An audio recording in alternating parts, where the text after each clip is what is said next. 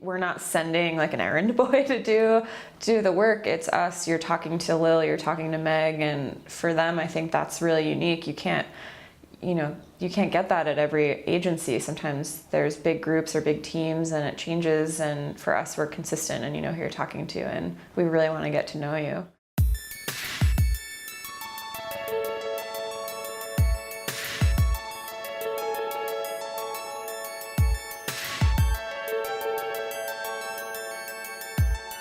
Lilian Crum, 30 years old. Meaghan Barry, 27 years old.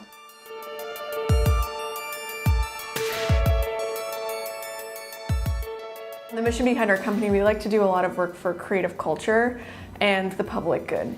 So we work a lot with Cranbrook Art Museum, and a lot of, if it's business startups in the area, it's always with a creative initiative. So a lot of food or retail spaces or emerging, other kind of artists. So photographers, industrial designers, furniture designers, I think we see ourselves in them. So we really like to work with people who are up and coming as well.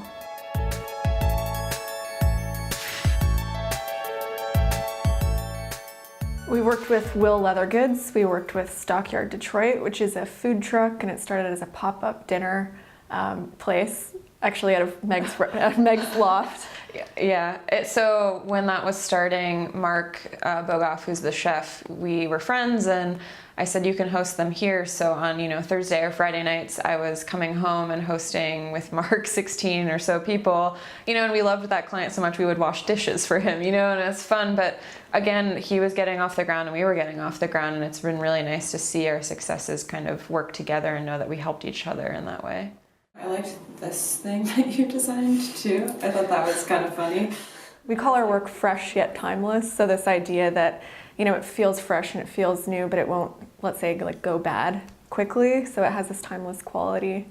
It's kind of minimal, a lot of geometry, but I think we treat every project or every client with their unique needs. So for some, you do something that's more illustrative or illustrative and has watercolor, but then other people have something a little bit more corporate. But I think there's always this charm. I think we're both really tuned into, we're on Instagram, we care about fashion, we care about music. I mean, we listen to hip hop, and I'm sure that comes in to some elements of our work. It might not be fully present, like we're not designing a rap album cover or something, but there are those nods, I think, in there where we get our inspiration from. And for every project, they're really inspired by the work or the person or the company or the organization that we're working with. So we really do some research about them and we get inspired by them and pull that into our work. We see it completely as a collaboration between us and the client. So it's our job to listen to them and try to build their story. And sometimes for our clients, I think they're so deep into what they do, they're so passionate about it, that having someone like us come in and give them,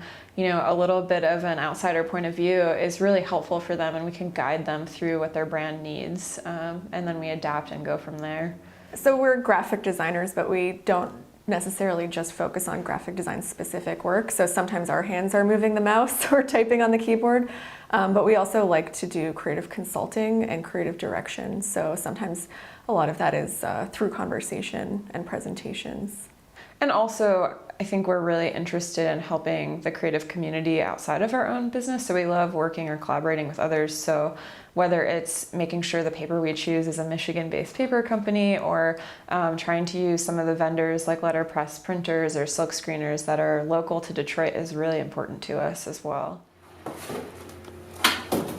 I see a trend definitely moving towards getting back to handmaking or handcrafting. So I think a lot of people are so overwhelmed with iPhones and with their technology that there's been a really big push to making things that are have that hand touch to them. So when we did the Will Leather Goods thing, we wanted to work with Golden Sign Co. to make sure that they did this hand-painted sign that says coffee station on the outside of the building, or designing a cow or painting a logo on a cow that sits in the back of a truck that's vintage. I think people are missing that tactility, or that's why letterpress is really valuable, because when people touch the paper, you can tell someone's hands made it. And I think people are missing that a little bit, because you don't get that kind of, there's flaws, right? And when you make something by hand, there's imperfections and it's human.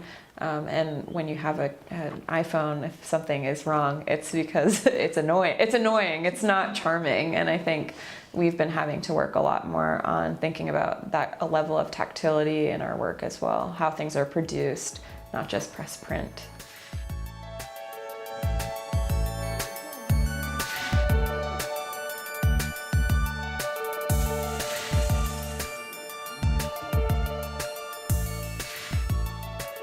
I grew up in Ontario and I went to the University of Toronto for my undergraduate degree. And then Meg went to Pratt Institute in Brooklyn for her undergraduate degree. And we both ended up at Cranbrook Academy of Art for grad school. And that's where we met. And we had adjacent studios there. And we realized we really work well together. And so after we graduated, we needed to maintain that relationship for our creative work. Yeah, and it was really nice because I think we're able to say, Lil, can you read this over, look at this, and we can take criticism really well from one another. And I joke that Lil's the only person I would let touch my files or like my InDesign documents because there's just that level of trust. So when we first graduated, Lilian had moved back to Toronto for a little while and then ended up coming back here, and that's really when things started taking off. So I'm really glad that she did come back.